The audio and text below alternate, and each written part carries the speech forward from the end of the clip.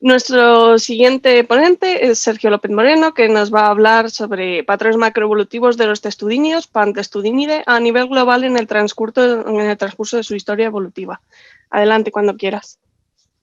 Bueno, pues muy buenas a todos. La verdad, antes que nada, gracias por venir a estas horas algo madrugadoras, menos para los de España y más para los que están en Portugal. Pero bueno, sea como sea, gracias y bienvenidos a esta presentación en la que os voy a hablar de cómo las tortugas ninjas han sido tan estupendas. O lo que es lo mismo, lo que acaba de comentar Anne, que es básicamente cómo los testudínidos, refiriéndonos a Pantestudinidae, que ahora lo explicaré, eh, pues se han desarrollado, se han diversificado a nivel global en el transcurso de su historia evolutiva. Entonces, para ponernos un poco en contexto, cuando nos referimos taxonómicamente a Pantestudinidae, se refiere a que incluye básicamente todas las formas extintas, ¿vale? de este clado. Este clado es de tortugas criptodiras terrestres y que tenemos registro de ellas desde inicios del Paleógeno hasta la actualidad. Tenemos representantes actuales. Es más, de hecho, los testudínidos son el único grupo de tortugas totalmente terrestres que tenemos en la biodiversidad actual. Así que no estamos hablando de tortugas marinas, sino de tortugas completamente terrestres. Los testudínidos están de celebración porque cuentan actualmente con unas 49 especies y tienen una distribución mundial en todos los continentes subpolares, exceptuando, por mucho que no les guste, pues no están ni en Australia ni en la Antártida, ¿no? Entonces, pues tiene una distribución global, pues están muy extendidas, ¿no? Como comentábamos, pues tienen estas tortugas tienen un registro relativamente diverso, un registro fósil relativamente diverso y abundante. Y que durante los últimos años, especialmente durante la última década, pues han sido, o sea, sus relaciones de parentesco han sido bastante bien estudiados, lo que nos ofrece mucha información, nos hace entender bien pues la taxonomía de este grupo de Pantestudinidae.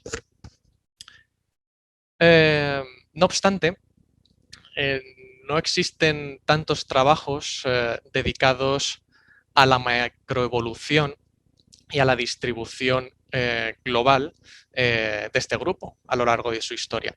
Existen algunos trabajos de diversificación regional, pero no a nivel global ni tampoco en toda su historia, desde que se originaron hasta la actualidad. Y bueno, quiero decir, entender las dinámicas de diversificación de este clado a escala global es crucial para entender ya no solo cómo es que es su diversidad actual, sino también cómo fue esta misma situación en el pasado. Entonces, este trabajo es un primer intento, es digamos el primer intento de aplicación de una metodología estadística para intentar, pues eso, responder a esta pregunta de cómo se ha diversificado este grupo en su historia.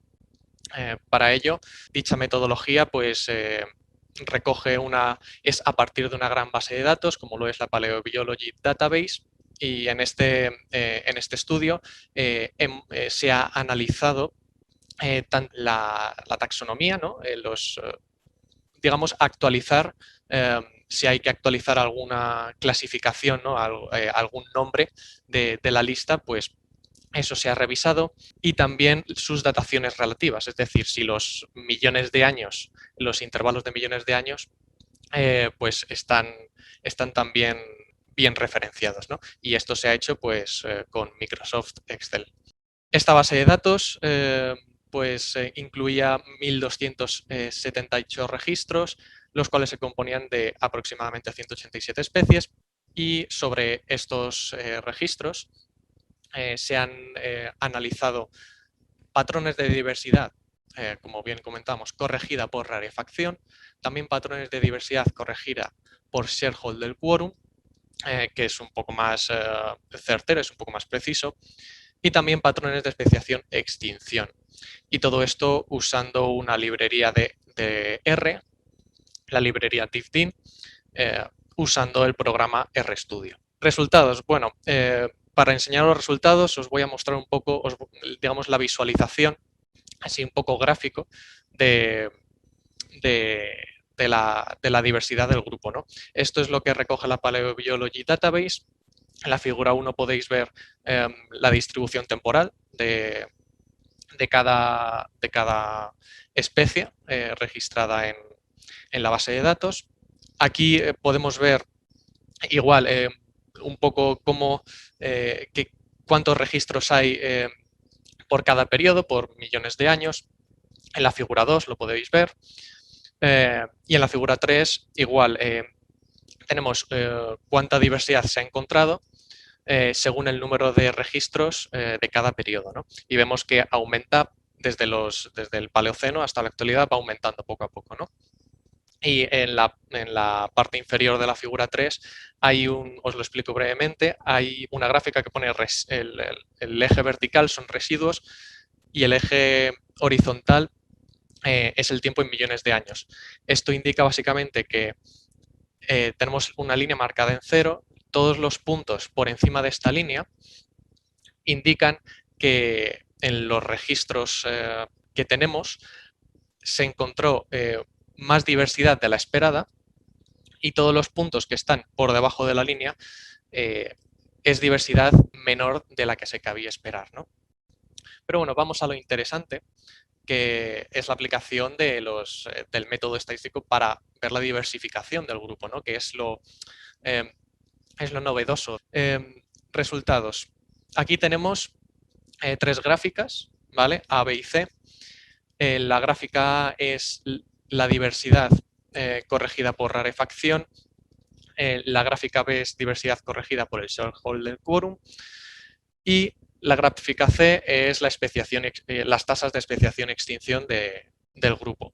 Todo esto, como se puede observar desde el inicio del Paleógeno hasta la actualidad. Y bueno, como se puede observar, tenemos en las gráficas de diversidad podemos ver 2 picos principales de diversidad, ¿vale? Tenemos un pico pues en torno a los 50 millones de años aproximadamente y otro en torno a los 20 millones de años. Se puede ver claramente sobre todo en la de shareholder quorum, que es la central, es la gráfica B. Y también se puede observar, aunque más leve, pero se puede observar también en la rarefacción. Y en ambas podemos observar cómo a partir del segundo pico de diversidad hay un descenso más o menos paulatino, aunque el shareholder quorum muestra que es un poco más precipitado, para luego volver a aumentar un poco, ¿no? Ya durante prácticamente finales del Neógeno y ya la actualidad. Simplemente comentar que para realizar estas gráficas, no sé si veis los parámetros en las esquinas de arriba a la izquierda de ambas, digamos que es la cantidad, es lo sensible que quiere ser con la muestra. Y hemos tenido que rebajar bastante la sensibilidad, es decir, hemos bajado casi al mínimo en rarefacción. Hemos tenido que ponerlo para que, digamos, detecte, para que encuentre esa primera rama, ese primer pico de diversidad en el Paleógeno. Pero bueno, por último podemos observar en la gráfica C que tenemos un pico tanto de especiación como de extinción a la altura del pico de diversidad que veíamos en el Neógeno, ¿no? Entonces, rápidamente, ¿qué hipótesis se puede plantear con esto? Antes que nada mencionar que esto es Esto no es un trabajo muy desarrollado, esto es como un trabajo preliminar, ¿vale? Para en futuros estudios hacer un desarrollo muy exhaustivo, tanto en la revisión taxonómica como, por supuesto, en la metodología de estadística de diversificación. Pero bueno, una hipótesis de primera mano que se puede lanzar es que parece haber una correlación con los picos de diversidad con óptimos climáticos ocurridos durante el Cenozoico. El primer pico de diversidad que veíamos durante el Paleógeno parece estar, podría coincidir con el óptimo climático del Eoceno temprano, y de la misma manera el segundo podría coincidir con el óptimo climático del Mioceno medio. No obstante, insisto en que este trabajo no constituye nada concluyente ni certero, sino que está pensado para que en un futuro estudio tengamos ya un trabajo muy exhaustivo en el que podamos decir y en el que podamos plantear muchas hipótesis para dilucidar eso, cómo este grupo a nivel global y en toda su historia pues se ha diversificado y ha llegado a estar pues donde está a día de hoy. Así que bueno, creo que esto es todo. Muchas gracias por estar aquí y por vuestra atención. Y bueno, estas serían las referencias usadas en este trabajo y ya estaría. Pues muchas gracias por tu presentación, Sergio.